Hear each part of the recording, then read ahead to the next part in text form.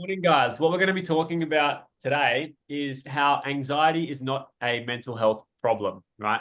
Recently, I wrote a blog post and I did some Instagram posts about how anxiety is not a mental health problem, and it got a lot of interest. And so, what I'm going to talk about today is what anxiety actually is, right? And as I mentioned, I don't believe it's a mental health problem. It's not just a mental health problem. There's other aspects as well, which are very important, and I want to talk about them, right? So, a lot of people think that anxiety is just mental health, but I don't think it is. I think it's got a lot to do with the body, it's got a lot to do with our emotions, and it is also got something to do with our mind as well, right? So, it's really more like the mind, the body, and the spirit. Right. I honestly believe this about anxiety. It's not this isolated thing where it's just a mental health problem. It's much more holistic and integrated, and we need to take a holistic and integrated approach if we want to overcome our anxiety. So we're going to talk about that today. We're going to talk about, how anxiety does affect the mind and the mental aspect of ourself. But then we're also going to look at how it affects our emotional self, which is really kind of like our spiritual self. And I'll talk to that soon. And also our physical self, right? So mind, body, spirit. So the physical self is like the nervous system, right? We all have a body, we all have a nervous system. We all have this physical aspect to ourself. We also all have a mind, right? So a brain and a mental aspect of the self. And we also have an emotional aspect of ourself, right? Which our emotions, they say that they kind of like live in the brain, down the back a little bit. But I think that our emotions are really the doorway to our spirit, right? And our spiritual self. So we'll talk a little bit about that as well. But I guess I'll just start with, what I really think anxiety is and what it is not. And so oftentimes people just think that it's like a mental health issue, right? So there's some neurocircuitry in the brain that's not operating as well as it should be, or there's something wrong with my brain and that's why I have anxiety, right? And I think that's a part of it, but I don't think that's the whole thing, right? It's really, firstly, a nervous system issue. Again, it's all interconnected. So it's not just a nervous system issue as well, right? The way that anxiety is kind of formed is through it's essentially fear, right? It's a fear-based thing, right? And I've got my mum with me right now. She's kind of helping out with Coco, and she actually has anxiety, and she has for her whole life, and she takes medication for it. And we were talking about it last night, and she was saying she just takes her happy pills and she's happy with that. Like that's her approach, and she's kind of happy with that. She just takes a half a pill each night for whatever the thing is that she takes, and that kind of sets her straight. But we always have interesting conversations about what it is. And we were talking about how it's really the underlying world view of someone with anxiety, even if they don't realize it, is I'm not safe. Right? This is it, this is really this fear-based approach, or this fear-based thinking, right? Which is I'm not safe. So people will try to like say it's this external thing, it's my relationships, it's driving in the car, it's my workplace, it's this.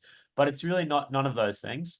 Those are all the external triggers that will stimulate an internal response, right? So there's always going to be these external triggers, but they're stimulating an internal response. And that internal response is based in the emotion of fear. And there's an underlying like belief system, which may be unconscious for some people, that says, I am not safe in this situation.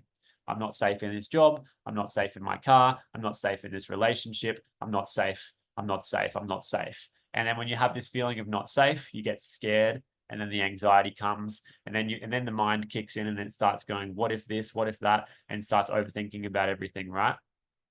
So you can see how it's a bit more complex than just a mental health problem, right? So we've talked about the mind, so this concept of I'm not safe, right? We've talked about the emotions, which is the fear, right? And then what happens in your body when you start to go into that panic state is your heart rate goes up, right? And you start to get really kind of stressed and a bit like fast in your body, like it feels like things are moving quite quickly in your body. And it can be really uncomfortable. Now, this is a dysregulated nervous system, right? So your nervous system is out of balance, right? Your emotions are also out of balance. You're not knowing how to control your emotions. And then your mind is also out of balance as well, because you're not able to control your thoughts when they start to spiral, right? So when you're in this high stress, high anxiety, fight or flight mode of the nervous system, it actually has an impact on your brain as well, right? And it starts to make your brain like foggy, like it's not operating properly. There's too much cortisol, there's too much adrenaline, which are these stress chemicals, and they are being produced in the brain. They're running through the body, and there's a feedback loop that kind of happens between the body and the brain, where you lose your ability to think clearly. Who's ever experienced that? Just give me a little like 111 in the chat box. If you just type 111 in the chat box, who's experienced this kind of like anxiety loop where, you know, you start to get this anxiety coming in, and then all of a sudden you can't think clearly, you lose your concentration, you lose your focus, everything just kind of goes out the window. And you really, what's happening is you're reverting back to survival, right? And so this is what happens in the brain when you get this anxiety. So we're talking about the mind here. Your brain, kind of your conscious thinking or your clear thinking, will shut down because of all the stress and the adrenaline and the cortisol in your system, and then you will essentially revert back to the survival mechanism in your brain, right? Which is, it's like a little part of your brain. There's called the amygdala in the back of your brain, and this part is actually it's helpful, and it's responsible for your survival. So it'll help you to detect threats in the environment, and it will put you into that fight or flight mode, and it'll make you very like quick, you know, quick to you're much more like quick and alert, and you're on high alert because you're thinking that there's going to be a threat in the environment because you're in this survival mode, right? And that's the fear, right? So here's a belief that I just want to crack right away. Fear is not a bad thing, right? Most people think that fear, the emotion of fear, which is associated with anxiety or being scared, is a bad thing. People think that. Who thinks that? Like 222. Who thinks my fear and my anxiety is bad, or being scared is bad? 222. Put in the chat box if you think that that is bad. I want to tell you right now, it's not bad, right? For whatever reason, throughout your childhood or your life, you've learned that fear and anxiety is bad. I'm telling you right now, it's not bad. If you put yourself into a survival situation and you need to act quickly, like you're in like an actual survival situation where there's actually a threat to your environment or a threat to you or a threat to your family, right? And you go scared, right? And you get fear. What's going to happen is your body moves into this fight or flight mode to survive, to help you survive. It's actually to help you to survive. So you can either run away quickly, right, to the flight, or you can fight, right? Like you can get ready to fight, and that's going to be a helpful thing, right? So I just wanted to just like shift the belief around a little bit there, because primarily this survival mechanism that we have is helpful in the right environment, right? In the right environment, we've developed this mechanism of survival for a reason, and it's actually in the past has been helpful for our development as a species. But now we're living in a time where we're getting triggered into this survival response when we don't need to be there. So when we don't have any immediate threats in our environment, we are going into this survival mode, and we're getting triggered into this fight or flight. And really, there's actually no threat, no immediate serious threat in our environment, other than I might not, be accepted by this group of people, right? I might not be accepted in my relationships. I might not be accepted in my job, or this car for whatever reason is a dangerous place to be right now. And that's kind of fair, because people are crazy on the roads. But you've just got to, first thing I want to do is just to help you guys think a little bit differently about anxiety, and understand that it's actually a natural mechanism, right? It's a natural survival mechanism that we have, okay? And the emotion of fear is not bad. It's not a bad thing to experience. It's just a normal thing that we experience. And so when we are getting anxious, we just got to realize that our brains are actually just doing their thing that they're supposed to do if we were in a real dangerous situation, Okay. So when you have that rational understanding, it's going to help you to talk yourself down a little bit. Who's actually experienced 333 in the chat? You actually having talked yourself down from anxiety before? Like maybe not all the time, but maybe sometimes you've like managed to like just reason with yourself, right? It's like sometimes maybe it's so intense that you can't reason with yourself, but like just let me know if you have experienced sometimes where you've actually been able to reason with yourself and kind of like chill yourself out a little bit. That's another important little thing to take note. You guys know in the coaching program, I'm always talking about stacking these little wins. Even that, a bit of proof that says once I've actually talked myself down from this anxiety before, that's a win. That's actually a win, and that is some evidence that you can.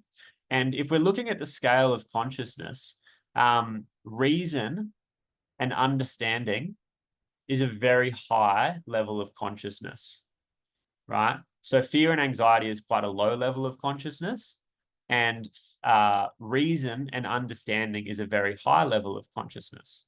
So even just having this understanding that I'm sharing with you now, it helps you to reason with your anxiety a little bit.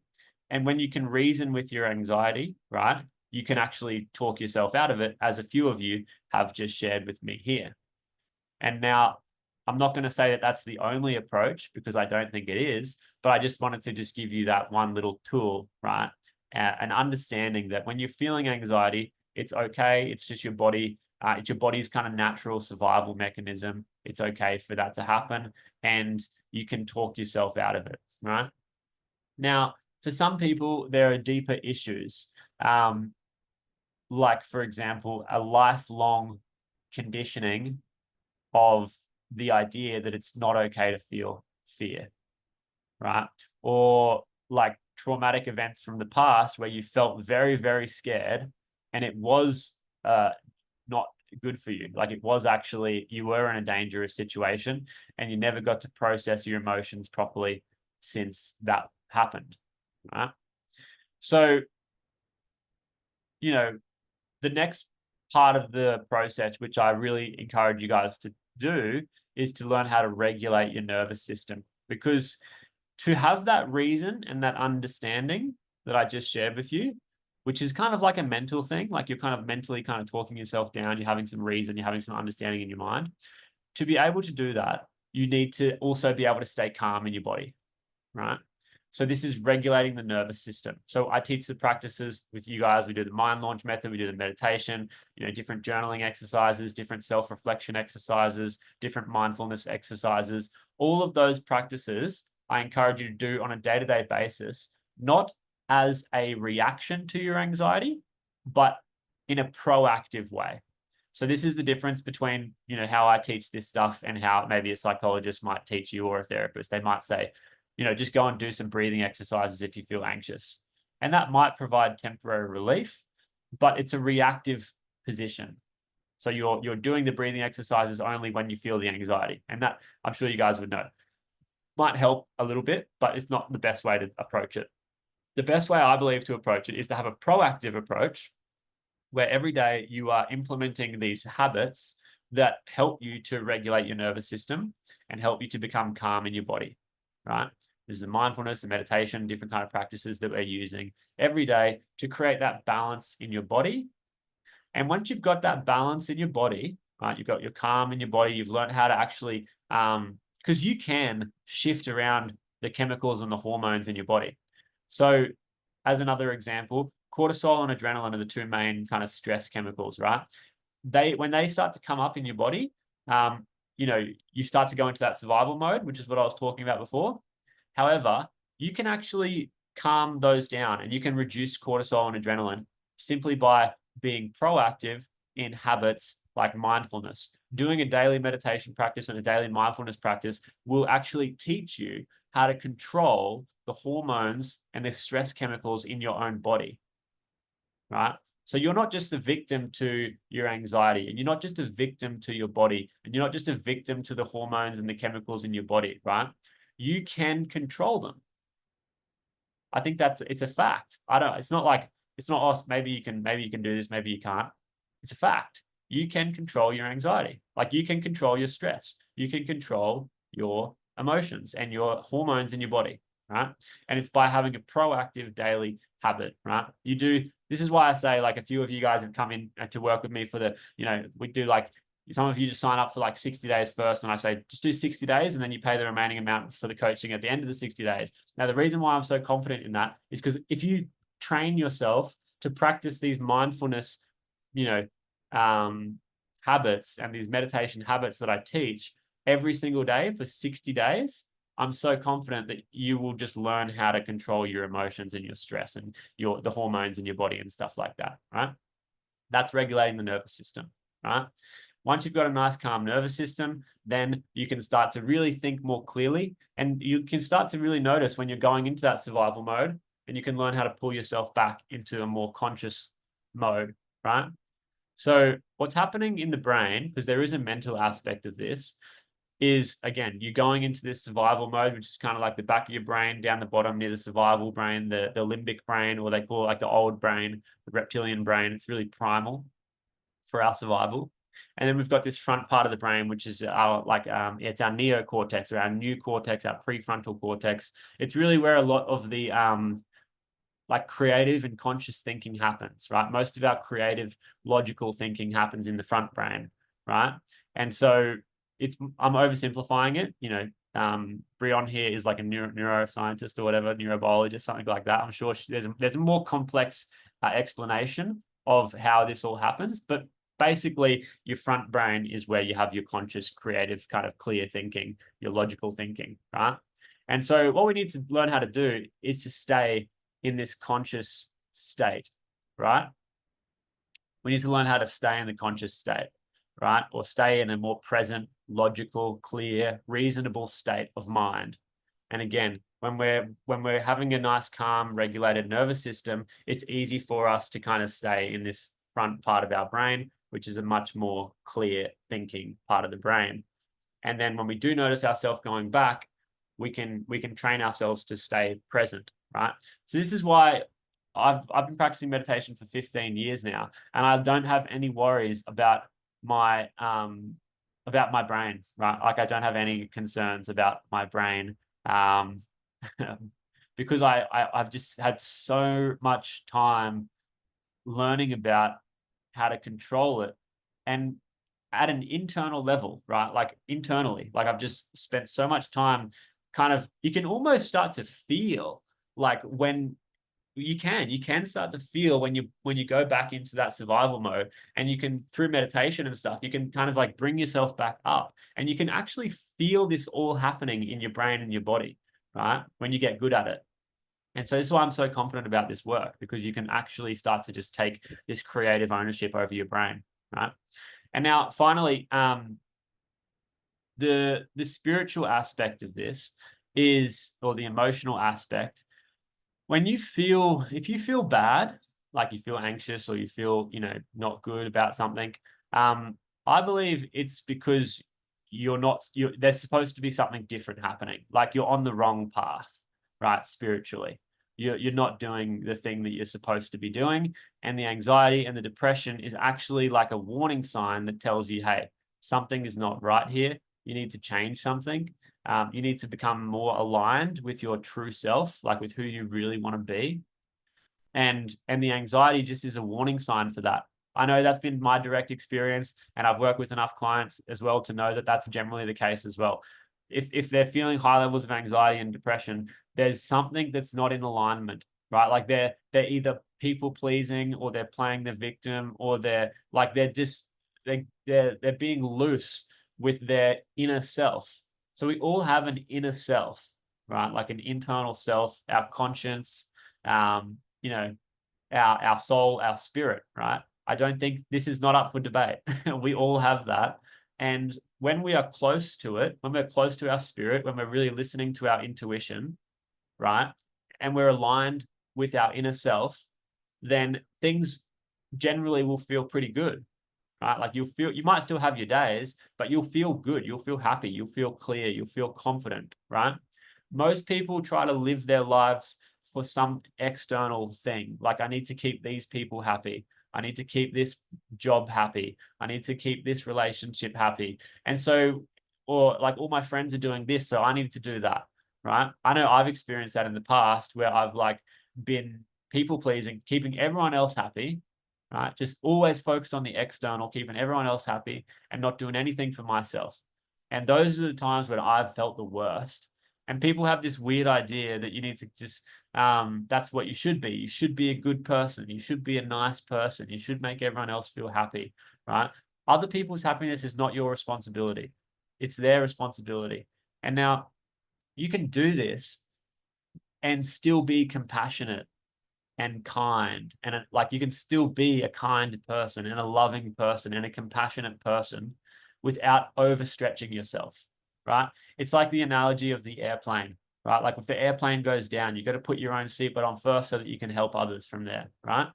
You know, if the airplane goes down and then you get, you're gone, like you can't help anyone. And this is the same concept with our spirit, right? If we're just constantly trying to give to everyone else to the point that we're totally depleted, it's like the empty cup, right? If we have an empty cup, we can't fill up anyone else's cup.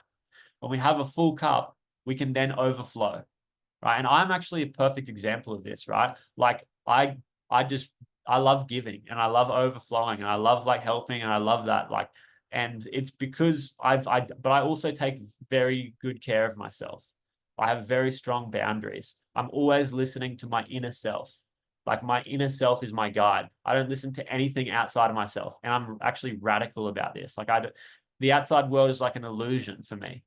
And the real world is my inner world.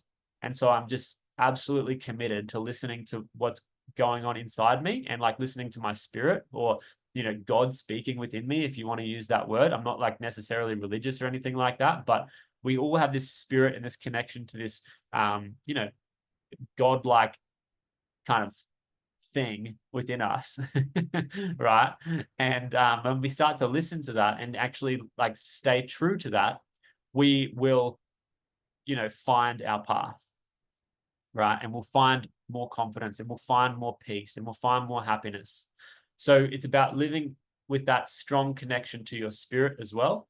And if you start to feel anxious or depressed, just take it as a sign that you're not on the right path. You're not listening to your inner self. You're not doing what you know you need to do. And so it's about coming back into alignment with yourself, right? So just to recap this session today, we've talked about a few different things, right? We've talked about how anxiety is not just a mental health problem, right? As you can see, there's a lot more complexity involved in it, right? I talked about the mind and our fear-based thinking around this unconscious belief that we're not safe, which is fundamentally flawed and is as well showing that you don't have a good connection to your spirit. Because when you do have a good connection to your spirit, you feel so safe. Like you feel so safe that you could die and it would be okay. Like I'm talking from personal experience, right? I feel like when my day comes, I'm ready to meet my maker, right? And I think you need to have that. And that's a sense of safety. I know that when I pass away, I'll be safe because I'll be going back to my spirit, right? And to whatever else, the source and all of that. So I feel fundamentally safe in this world, right? And so it's a mental thing, but it's also a spiritual thing, right? Then we have the body. So that's the mind and also the body, right? The body is the nervous system, right? These feelings in our body, the stress chemicals, the adrenaline, all of these things that happen in our body, we need to learn how to control them and to regulate the nervous system, because that also feeds back into the mental, which is the brain. When the body's too agitated, the brain starts to operate not well. So the mind and body also have this feedback loop, right? And then again, the spirit, right? You need to have your anxiety or any feelings of like, I feel bad. It's just showing you that you're not on the right path, right? And when you do get on the right path and you start actually having some boundaries and listening to your inner self over the outer world, you will find alignment and you'll find the peace and you'll find the happiness, right? I can say with 100% certainty that I've found that myself through exactly what I've just shared with you. And I've helped plenty of other people do it as well, hundreds of people, right? People every day almost in our community are having I'm getting messages every day from people saying, oh, I'm having this breakthrough. I'm having this, like yesterday, I got a message from one of the girls, and she was like, oh, I let go. I finally feel like I let go of everything. And then she was telling me how all these cool things happened. And I was like, wow, that's so crazy. So she finally learned how to let go of like keeping the outside world happy. And she started focusing on the inside world. And then the things that she wanted externally actually started coming to her anyway, right? So I won't like say a name or anything like that, but yeah, it's just crazy how that happens. And so I just wanted to share that little story to round this out, to give you guys some proof. And I'm sure that you've probably felt this before. Like when you start to let go of the outside world and you start to just focus on the inside world, right? Things start to shift pretty quickly. And so yeah, that's it for today, guys. That's kind of my take on how anxiety is not a mental health problem. It has a mental aspect, but it also has a physical aspect, and it also has a spiritual aspect and an emotional aspect as well, right? So if you want to like learn more about what I've just talked about, I've got a blog post on the website, which is kind of like everything that I've just said, but in a much more clear and concise, like step by step, you know, system or like framework. When I do these videos, I'm kind of just, doing it off the cuff. So if you want to go and read like kind of what I've just shared, but in a formatted, like easy to read kind of ABC style thing, then you can go to the Mind Launch website, and there's a blog post. It's called Anxiety is Not a Mental Health Problem. So you can read that there.